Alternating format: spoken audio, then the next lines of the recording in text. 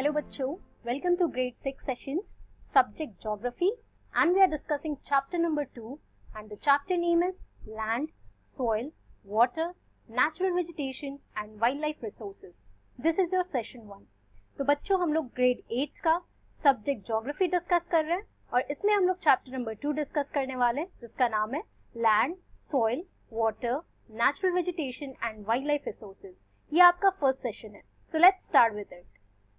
तो बच्चों as the name suggest आप लोग इस चैप्टर में देख रहे हो, चैप्टर का नाम काफी बड़ा है और इस चैप्टर में हम लोग को सारी चीजें डिस्कस करनी है. जैसे आप लोगों ने चैप्टर 1 में क्लास 8 के ज्योग्राफी बुक का आपने पढ़ा था, उसमें नेचुरल रिसोर्सेज के बारे में पढ़ा था, रिसोर्सेज के क्लासिफिकेशन में, राइट. तो आज हम लोग वो सारे नेचुरल रिसोर्सेज के बारे में डिस्कस करने वाले हैं. The first would be land, the second would be soil, third would be water and then we are going to discuss about natural vegetation and wildlife. Okay, तो अब हम लोग देखते हैं कि वो इस पूरी चैप्टर में क्या क्या डिस्कस करने वाले हैं. तो बच्चों लैंड टॉपिक में we are going to talk about land use and the conservation of land. Okay, in the second topic soil we are going to talk about soil, formation of soil and the conservation measures. In the third topic about water, we are going to talk about water, problems related to water and the conservation of water. Okay? और उसके बाद हम लोग बात करेंगे natural wild life और vegetation के बारे में. ठीक है, अब एक एक करके हम लोग अपना सारे टॉपिक डिस्कस करते हैं. तो आज के सेशन में बच्चों हम लोग लैंड के बारे में डिस्कस करने वाले हैं. तो before discussing the main topic of land, तो मैं आप लोगों को एक छोटी एग्जाम्पल्स देना चाहती हूँ. 2 डिफरेंट एरियाज के बारे में डिस्कस करने वाली हूँ. इस एग्जाम्पल्स के थ्रू मैं आपको समझाना चाहती हूँ कि हर एक रीजन जो हमारे वर्ल्ड में डिफरेंट रीजन्स हैं, तो सब रीजन्स का एक टाइप का लैंड नहीं होता है. हर एक लैंड काफी डिफर करता है, उनकी क्वालिटी काफी डिफर करती है, उनके लिविंग स्टाइल, क्लाइमेटिक कंडीशंस, तो सब कुछ काफी डिफरेंट होता है. तो एग्जाम्पल्स के थ्रू ये समझने की कोशिश करते हैं. तो बच्चों ये आपका जो फर्स्ट फोटो है यहाँ पे, ये मैं आपको दिखा रही हूँ. This is a small village in Tanzania which is in south Africa. Okay, ये तंजानिया का एक स्मॉल विलेज है. यहाँ पे आप घर देखो बच्चों, तो आप देख रहे हो कि ये पूरा हट बना हुआ है, राइट. यहाँ लोग हट में रहते हैं, ब्रिक्स से बनाए हुए हैं. और इसके बाद यहाँ पे आप दूसरी पिक्चर देखो, यहाँ पे आपको लोग दिख रहे होंगे, their living style, the condition. आप यहाँ पे लैंड भी देख रहे हो, काफी रग्ड है, बहुत ज्यादा फर्टाइल नहीं दिख रहा है, राइट. तो ये क्या कहता है कि यहाँ पे लैंड जो है एग्रीकल्चर के लिए काफी सुटेबल नहीं है. और उसके अलावा क्लाइमेटिक कंडीशंस काफी हॉट रहते हैं. अफ्रीका आप लोग जानते भी हो काफी हॉट रीजन है, राइट. इक्वेटर के पास है तो काफी हॉट है. उसके अलावा देखो यहाँ पे ये ट्यूबवेल या फिर जो आपका पानी निकालते हैं बच्चों, ये लोग जो पानी लेने जाते हैं, they have to travel at least an hour to take water, right, to get the water. ये लोगों को इनके घर के पास बिल्कुल नहीं होता है, the place that they are living in, वहां पे वाटर अवेलेबिलिटी बहुत ज्यादा नहीं है, इसलिए इन लोगों को 1 घंटा जाना पड़ता है, नहीं तो फिर चापाकल से या फिर ट्यूबवेल्स होंगे तो वहां से ये लोग अपना वाटर निकालते हैं. Apart from that you can सी कि आपको जैसे मैंने बताया कि लैंड यहाँ का काफी सुटेबल नहीं है एग्रीकल्चर के लिए. So they have the main thing that they do here for their living or for their subsistence is rearing of goats, right. तो यहाँ के लोग जो है बच्चों, ये लोग mainly goat की rearing करते हैं for their subsistence as their job, right. अब हम लोग दूसरा एग्जाम्पल देखते हैं. तो इस दूसरे एग्जाम्पल में देखो बच्चों, यहाँ पे देखो न्यूजीलैंड के स्मॉल विलेज की फोटो है ये बच्चों. तो ये एक विलेज को आप देख सकते हो, काफी डिफरेंट है that from the village in Tanzania जो साउथ अफ्रीका में. न्यूजीलैंड किधर लोकेटेड है? ऑस्ट्रेलिया के पास में, southern part of our continent, right. तो आप देखो ये सर्दर्न हेमिस्फेयर में लोकेटेड है. ओके, अब तक तो आप लोगों ने हेमिस्फेयर, कॉन्टिनेंट्स, ये सारी चीजें पढ़ ली हैं, तो it won't be hard for you to understand और रिकॉग्नाइज ऑल दीज प्लेसेस. तो यहाँ पे आप देख सकते हो कि ये फोटो से आप देख रहे हो इनका लैंडस्केप काफी सुंदर है, मच मोर ब्यूटीफुल. जैसे अफ्रीका के उस स्मॉल विलेज का क्लाइमेटिक कंडीशन काफी हॉट है, बट यहाँ पे आप क्लाइमेटिक कंडीशंस भी काफी नॉर्मल रहता है. ओके, इसके बाद आप क्या देख रहे हो कि अफ्रीका के तंजानिया के विलेज में आपने देखा कि वहां पे लोग रियरिंग ऑफ गोट्स करते हैं, राइट. बट यहाँ पे क्लाइमेटिक कंडीशन सपोर्ट करता है and people mainly they follow wool rearing as their occupation, right. तो यहाँ पे लोग वुल रेयरिंग करते हैं. You can see the occupation is also different from that of the village in Tanzania. उसके बाद देखो the third thing to notice here is organic farming with new technology. तो वहां पे जैसे land was not suitable for agriculture, यहाँ पे काफी उल्टा कंडीशन है. यहाँ पे लोग ऑर्गेनिक फार्मिंग करते हैं और यहाँ पे न्यू टेक्नोलॉजीज जो भी है वो सारी टेक्नोलॉजीज भी यूज होती है इन सारी फार्मिंग में. ओके, तो अब आप लोगों ने ये दोनों पिक्चर्स देखे तो विलेज, अलग अलग कंट्रीज के अलग अलग विलेज के बारे में हम लोगों ने बात किया है। तो आपने देखा है कैसे अफ्रीका के इस छोटे से विलेज में और अगर आप न्यूजीलैंड के इस छोटे से विलेज की बात कर रहे हो तो इनका अगर आप देखो तो लैंड काफी डिफर करता है, क्लाइमेटिक कंडीशंस काफी डिफर करते हैं, टोपोग्राफी, रिलीफ फीचर्स सब कुछ डिफरेंट है, राइट। तो my main motive here is to explain you that कि हर एक रीजन में डिफरेंट प्लेसेस में लैंड की कंडीशंस काफी डिफर करती है, राइट। हर एक जगह पे इफ यू विल नोटिस तो हर एक एरिया में the land won't be the same as the place that you are living in, right. तो अगर आप वेस्टर्न रीजन में रह रहे हो तो वहां पे लैंड की क्वालिटी कुछ और रहेगी, अगर आप नॉर्दर्न इंडिया में रह रहे हो तो वहां पे लैंड की क्वालिटी कुछ और रहती है, ओके। तो अब हम लोग देखते हैं लैंड के बारे में पढ़ते हैं। Since you have got a brief idea कि लैंड जो है हर एक प्लेस में the quality of land differs, अब हम लोग देखते हैं what are the other reasons for that, okay. Let us see first. So land is among the most important natural resources, right. तो आप लोग जहां पे रहते हो, कैन यू इमेजिन कि अगर लैंड नहीं होता तो how would you have survive, right. कि आप लोग घर जो है लैंड पे बनाते हो, सारा काम जितनी भी बेसिक चीजें हैं वो लैंड पे ही होती है हमारी, एग्रीकल्चर या फिर फॉरेस्ट, ट्रीज, एनिमल्स जो रह रहे हैं वो भी लैंड पे रह रहे हैं। You can't imagine yourself, right, flying in the air और स्विमिंग इन द वाटर। तो वैसे कंडीशन में तो आप रह नहीं सकते हो। तो लैंड आप कह सकते हो it is one of the most important natural resource for us, right.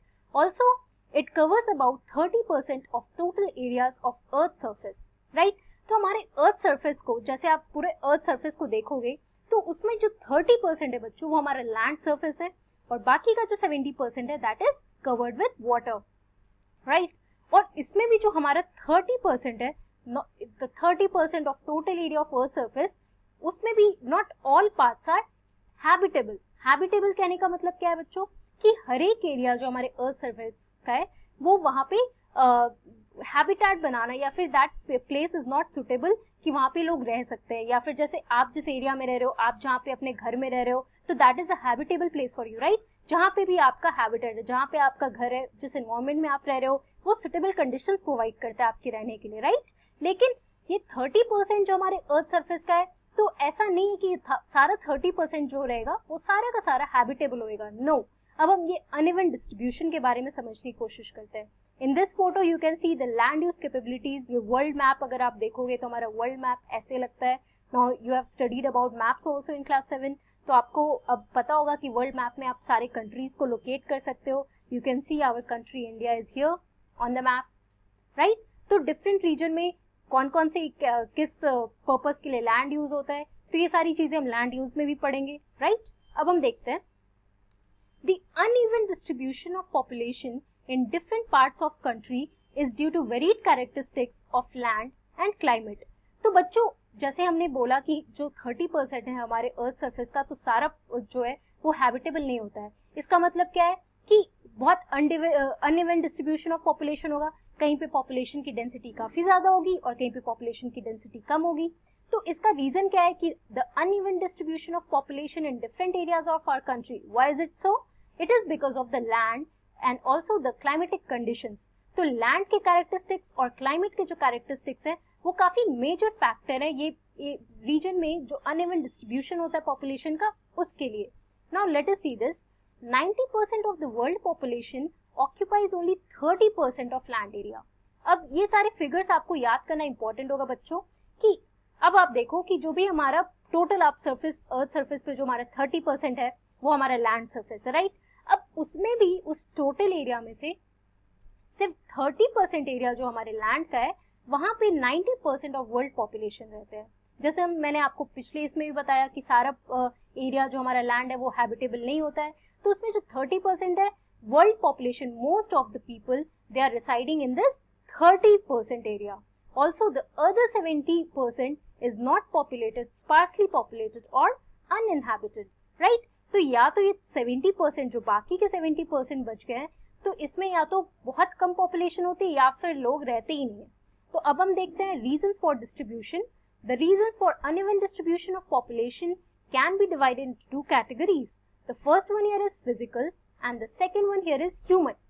Physical factors में रिलीफ या शेप ऑफ लैंड, जो जैसे मैंने आपको बताया कि लैंड या फिर क्लाइमेटिक कंडीशंस ये आपके फिजिकल फैक्टर्स में आते हैं for the uneven distribution of population. तो एग्जाम्पल के लिए देखो बच्चों यहाँ पे क्या दिया हुआ है, हम अगर इंडिया की बात करेंगे तो जैसे ये एरो आपको दिखा रहा है कि ये गैंजेस वैली, मतलब जो हमारा गंगा रिवर है, आपने नाम तो सुना ही होगा। तो हमारे इंडिया में जो गंगा रिवर है वहां पे बहुत हाई डेंसिटी ऑफ पॉपुलेशन है। कहने का क्या मतलब है कि बहुत ज्यादा लोग उस एरिया में रहते हैं, बहुत पॉपुलेशन है वहां पे, ठीक है, डेंसली पॉपुलेटेड एरिया। लेकिन अगर आप हिमालयाज की बात करो, जो बिल्कुल नॉर्दर्न रीजन में, हमारे कंट्री के बिल्कुल नॉर्दर्न पार्ट में, तो वहां आप देखोगे कि काफी लो डेंसिटी है। अब इसका रीजन क्या है? तो जैसे हमने पढ़ा लैंड और क्लाइमेटिक कंडीशन, राइट।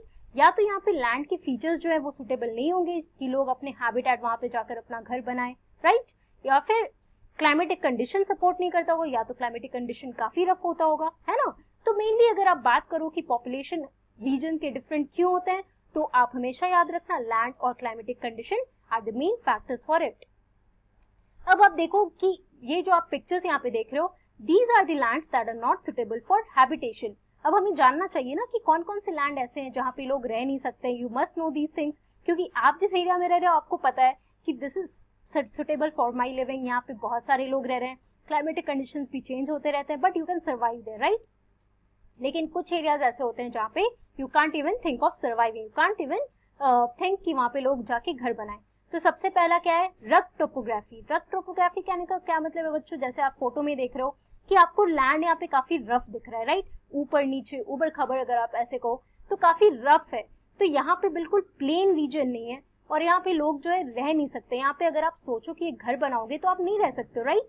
आप माउंटेन्स ये सब की तरफ जाते होंगे, अगर कहीं आप घूमने जाते हो और आप माउंटेन्स देखते हो तो वहां पे भी आप देखते होंगे कि वहां पे लोग रहते नहीं है। वहां पे आप घूमने जरूर जा सकते हो because landscape, the beauty of that place is really very good, but it is not suitable for living, क्योंकि वहां पे लैंड सुटेबल नहीं है। The relief feature there is not good for habitation. The third picture here shows desert. तो desert में भी आप देखते होगे बच्चों कि आप इमेजिन कर सकते हो कि बहुत हॉट क्लाइमेटिक कंडीशन है और वहां पे आप रहना चाहोगे तो आप रह नहीं सकते हो, राइट। तो क्लाइमेटिक कंडीशन प्लस आप रेत में रहने की सोचो, बिल्कुल जहाँ पे आपको सिर्फ सैंड मिल रहा है, तो वहां पे पॉसिबल नहीं है लाइफ बहुत ज्यादा, तो यहाँ पे हैबिटेशन काफी कम होती है। The fourth part here is the low lying areas, मतलब जो हमारा जो मेन लैंड जो लेवल होता है हमारा, उससे थोड़े लेवल नीचे जो लो लाइंग एरियाज होते हैं, जैसे मान लो आप बहुत ज्यादा न्यूज में देखते होगी कि बहुत ज्यादा ऐसे एरियाज होते हैं जहाँ पे फ्लड आते ही वहां पे सारा विलेज बह जाता है पानी के साथ, तो वो लो लाइंग एरियाज में होते हैं इस वजह से। तो these are also the places जहाँ पे फ्लड का पानी आए या फिर पूरा पानी भर जाए तो उस एरिया में आप रह नहीं सकते हो, right. So they are not suitable for habitation. And what are the places that are suitable for habitation? तो हम देखते हैं plains and the river valleys, they offer land for agriculture and hence they are densely populated. अब जो area हमें बहुत ज्यादा agriculture या फिर वाटर अवेलेबिलिटी वहां पे ज्यादा होती है, तो यहाँ पे आप देख सकते हो yes this is also beautiful place and you can think of living here, right. और एनिमल्स, प्लांट्स, सबके लिए काफी अच्छा और प्रोस्पेरस रीजन होता है। तो हम लोग बेसिकली प्लेन्स या रिवर वैलीज में ही रहते हैं, उसके सराउंडिंग में रहते हैं। आप लोग जो रीजन में रहते हो वो प्लेन एरिया में रहते हो या फिर प्लेट्यू रीजन में रहते हो। तो आप लोग देखो कि ये इंडिया में भी हम लोग बहुत सारे रिलीफ फीचर्स हैं डिफरेंट एरियाज में। नॉर्दर्न रीजन में आप जाओगे माउंटेनियस है, सेंट्रल इंडिया में प्लेन रीजन ये सब आता है, डेक्कन में प्लेट्यू रीजन आता है, तो काफी डिफरेंट रिलीफ फीचर्स इंडिया में भी है बच्चों। लेकिन जहाँ पे लैंड और क्लाइमेटिक कंडीशंस अच्छे होते हैं लोग वहीं पे प्रेफर करते रहना, राइट। तो इस तरीके से आज की क्लास में आपने क्या देखा? In short we talked about what is land. We saw that land जो है हमारा सबसे मोस्ट इम्पॉर्टेंट नेचुरल रिसोर्स है। ऑल्सो 30% जो है हमारे अर्थ सरफेस का that is covered by land, and उस 30% में भी जो हमारा 30% आएगा वहीं पे सिर्फ 90% of the world population are living there, right. And you also saw that कौन से एरियाज है जहाँ पे हैबिटेशन पॉसिबल है और कौन से एरियाज है जहाँ पे हैबिटेशन पॉसिबल नहीं है। So I hope the concept is clear here. हम लोग अपनी नेक्स्ट क्लास में we are going to cover more about the land uses and we'll also see what are the other features and also the problems related to land and the conservation of land. तो हम लोग ये subsequent session में complete करेंगे. That's all for today and we'll meet you in the next class. Till then, take care and thank you very much.